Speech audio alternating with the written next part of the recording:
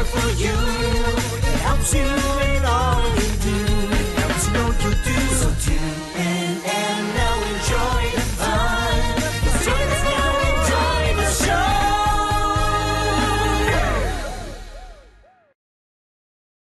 Hello everyone, my name is Garrett, and today is a great day to learn something new. So let's do that together. My name is Gabe. And this is Studio Classroom.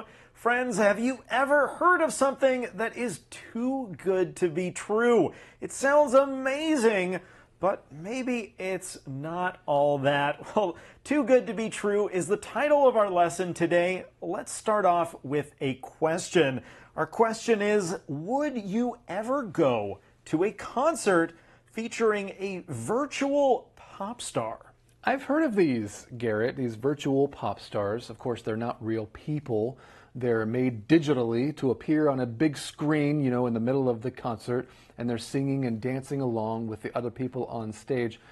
I have to say, I think it would be interesting to go to a concert that featured a virtual pop star, but definitely not a concert where it was only a virtual pop star. That makes sense. You know, this is a new thing to me. I think I'll have to look this up a bit more and maybe get a little more familiar with it before I decide what my answer is. Yeah. Friends, what about you? Would you go to a concert featuring a virtual pop star? It's kind of a new thing, right? So it's kind of cool to see what's happening in the world today that was different than, you know, a couple of years ago. But we do have a lot to learn, so let's get right into our lesson.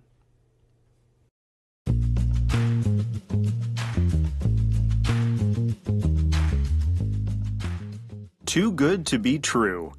How virtual celebrities are changing entertainment. She sings, dances, and interacts with her sea of adoring fans as her electric blue hair glows under the stage lights. But there's something different about this pop star. She doesn't physically exist. The digital superstar dancing on stage is Hatsune Miku, a virtual celebrity, and she's part of a growing trend that transcends the boundary between the physical and digital worlds.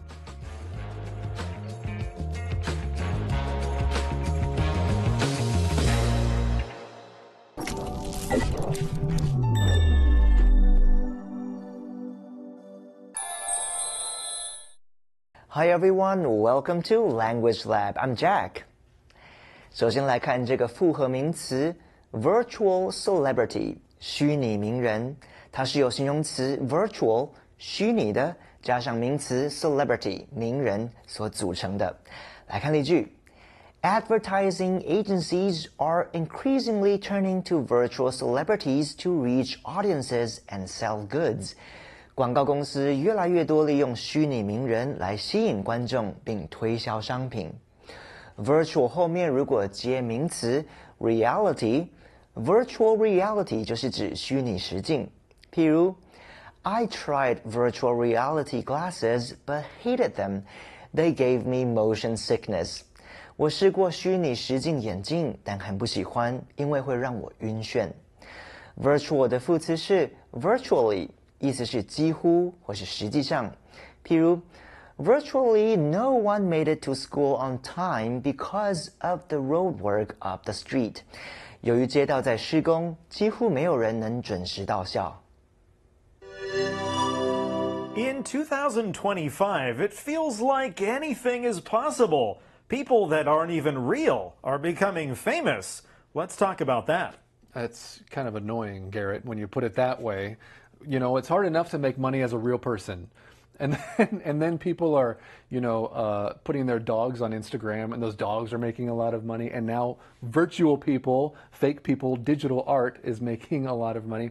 Anyway, friends, that could be a different issue. But our lesson does say how virtual celebrities are changing entertainment. She sings, dances, and interacts with her sea of adoring fans as her electric blue hair glows under the stage lights. Let's talk about adoring fans here, or adoring, right? This just means showing a lot of love or admiration. Yes, adoring. Here's a sentence. The pop star waved to her adoring fans. One of my favorite video games has a character called the Adoring Fan. You can look that up if you're curious. That's kind of fun. It is the fun. Adoring Fan. He's kind of annoying. Okay, well, annoying fan, I guess. But yes, this is often how fans are described, because you wouldn't be a fan if you didn't admire the person in some way, right? So they are the adoring fans. We also see the word glow here. Now, glow means to shine softly, so it's not really bright. Right. So you might say your phone screen is glowing in the dark. That's because of the light coming off of that phone. Okay, so there's something a little different about this pop star. She doesn't physically exist. If something doesn't physically exist, it means it's not real or made of physical material. Yes, here's another example. The character is digital and doesn't physically exist. The important part of this is you can't touch it or interact with it in that way. It sounds like that example is talking about the person in our lesson, right? This virtual pop star. We read, the digital superstar dancing on stage is Hatsune Miku, a virtual celebrity, and she's part of a growing trend that transcends the boundary between the physical and digital worlds. That was kind of a longer sentence, right? We read earlier about a virtual pop star. We were talking about a virtual pop star. Now we see a digital superstar. They really mean the same thing. That's right. And we heard the word transcend in there. This means to go beyond normal limits. That really goes well with what we're talking about here. It's kind of like how great music can transcend language. Even a great song in a language that you don't understand can still sound great. It goes beyond those limits. And that's really the power of art in general, is that it can transcend language, right? So it transcends the boundary between the physical and digital worlds. A boundary is a line that marks a limit or an edge to something. Yes, kind of like a fence. A fence shows a boundary of where your property or your house ends and where your neighbor's starts. Okay, so how does this growing trend transcend the boundary between physical and digital? Well, let's learn a little bit more about this in our next reading.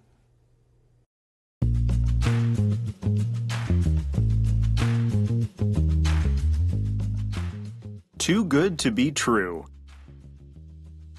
Virtual celebrities, also known as, aka, virtual influencers, are digital characters that are created using a blend of technologies, including computer-generated images, CGI, and artificial intelligence, AI. They are designed to look and behave like real people, and are able to sing, dance, model clothing, endorse products, engage with fans on social media, and even advocate for causes. While some people embrace this new trend, others reject it for fear that interactions with digital personalities might lack credibility. .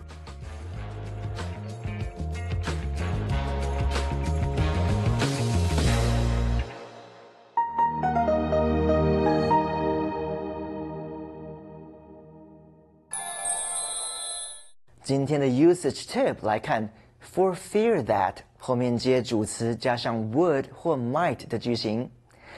For fear that 的意思是就怕说会怎样或以免怎么样，用来说明由于担心某件事情，所以选择做某动作。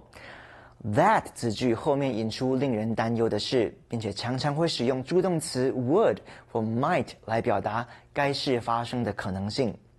另外，担忧之事也可以用 of 加名词或动名词的形式来呈现。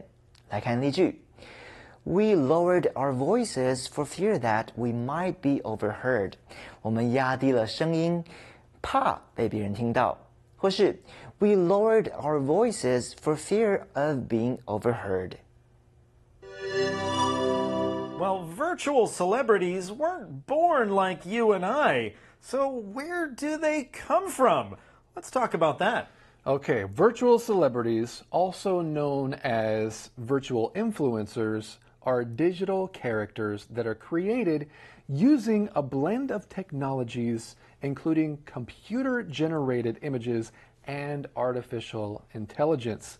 In that long sentence, we also saw some acronyms, okay? We also saw some phrases, some longer phrases that can be abbreviated to just a few letters. The first one is also known as. Sometimes you just see the words AKA. That means also known as. This means it's used to show another name for something. Yeah, here's a common sentence you might hear. BTS, also known as Bangtan Boys, is a popular music group from Korea. It's interesting because before you said that, Garrett, I didn't know what Bangtan Boys was. I had to look that one up. I definitely had heard of BTS, right? And we could say it the other way around. Bangtan Boys, also known as BTS.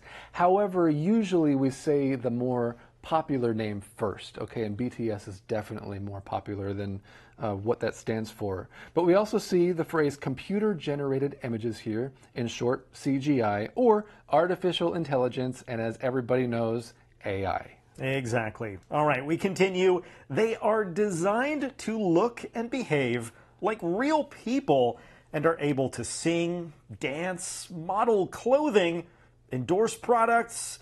Let's stop for a moment right there. They do a lot of these things that normal celebrities would do. Let's talk about endorsing products for a moment. That's right. If you endorse something, that means you're willing to say publicly that you support something.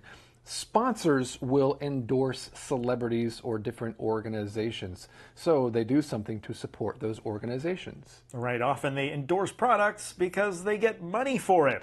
An athlete might endorse a new shoe brand for a good amount of money. That's true. There's often money involved in these agreements, right?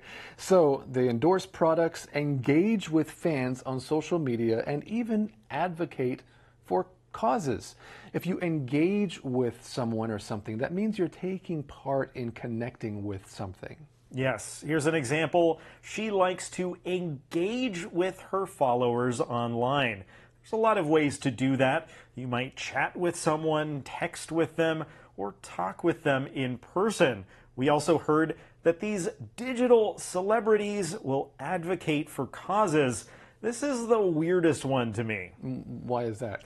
Well, because first let's talk about what this means. To advocate for a cause is to support it or to do something to convince people to agree with you or advocate for it with you. That's right. For another example, Tom advocates for animal rights. He really cares strongly about animal rights. So he supports them, he advocates for them.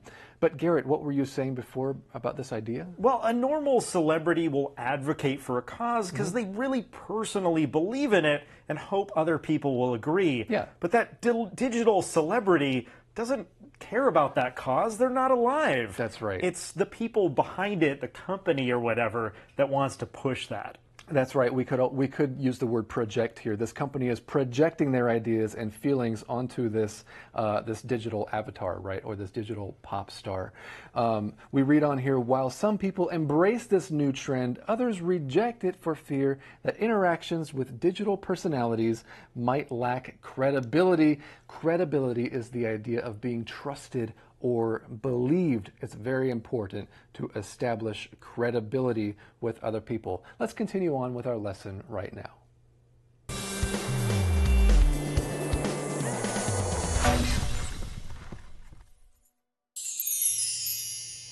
Hello friends, welcome to InfoCloud. Garrett, have you ever watched an interactive play? No. What is that?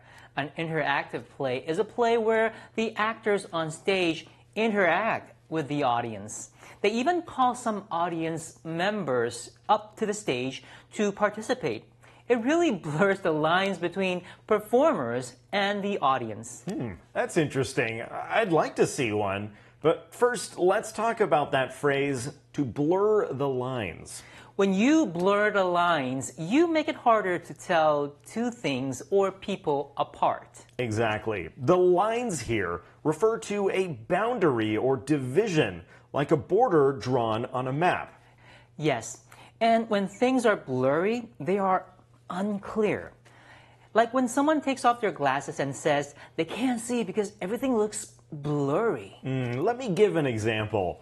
Mobile phones have blurred the lines between work and personal life. Oh, that's a good example. In the past, people were hard to reach once they left work. So there was a clear division between work and personal life. But with mobile phones, people are often connected to work and working when they're at home or even on vacation. 当两个本来清楚分开的东西变得不容易区分，我们就可以用 blur the lines 这个用语来形容，意思是模糊界限。blur 是模糊的意思 ，lines 指的是界限或是分界。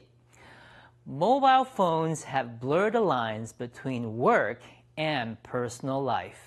手机模糊了工作与生活的界限。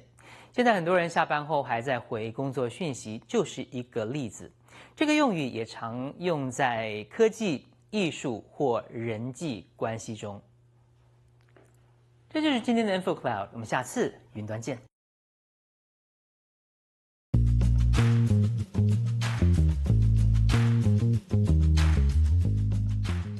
Too good to be true. What makes 16-year-old Hatsune Miku special is that she is a collaboration between human creativity and technology and sings over 100,000 songs created by individual fans. Her voice is a product of a complex voice synthesizer called Vocaloid, and her performances are entirely digital. She has even performed with major artists like Lady Gaga and Pharrell Williams.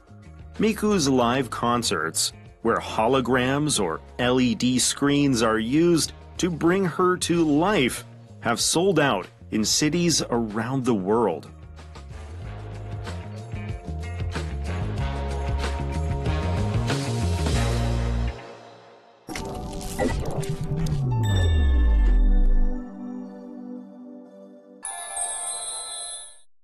接下来看名词 collaboration， 意思是合作或是协作。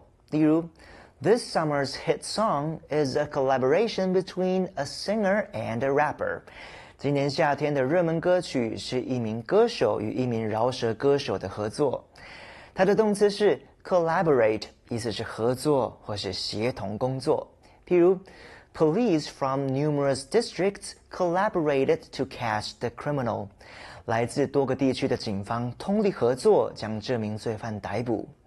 它的形容词是 collaborative， 是指合作的。例如 ，The gigantic mural at our school was a collaborative effort involving every grade。我们学校的这幅巨型壁画是全校各年级共同完成的。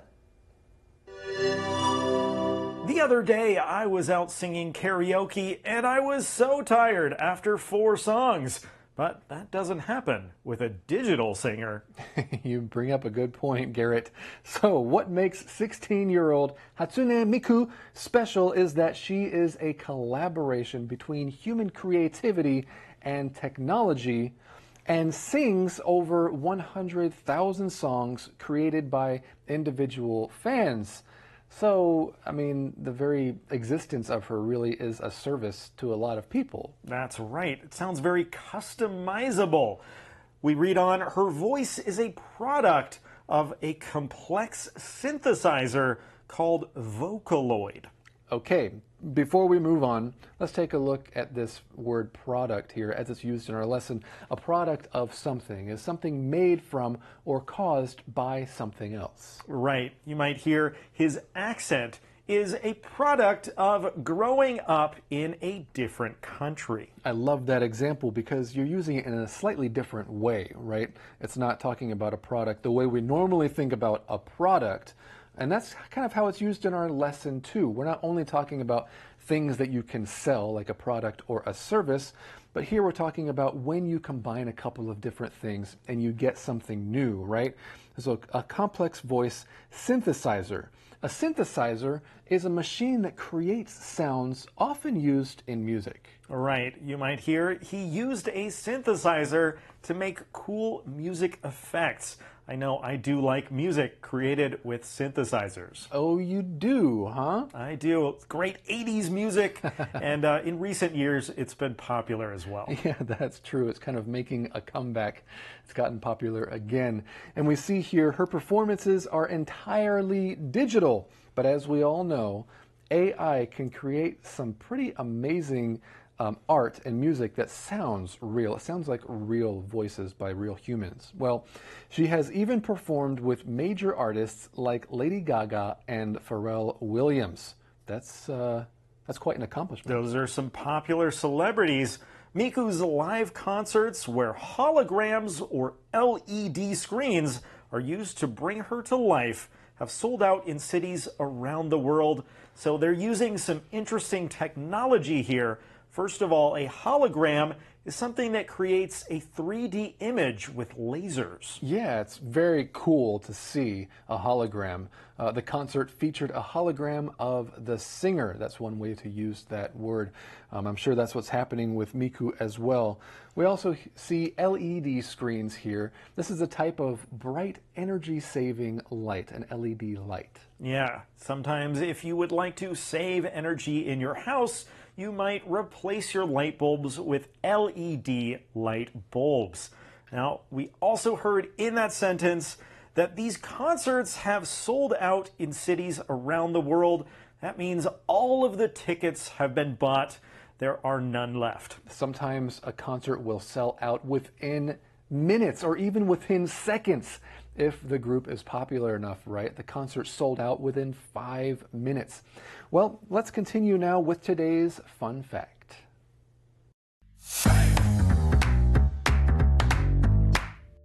Hello, fact friends. I am Detective Ernest Finder, and I have a fun fact for you today.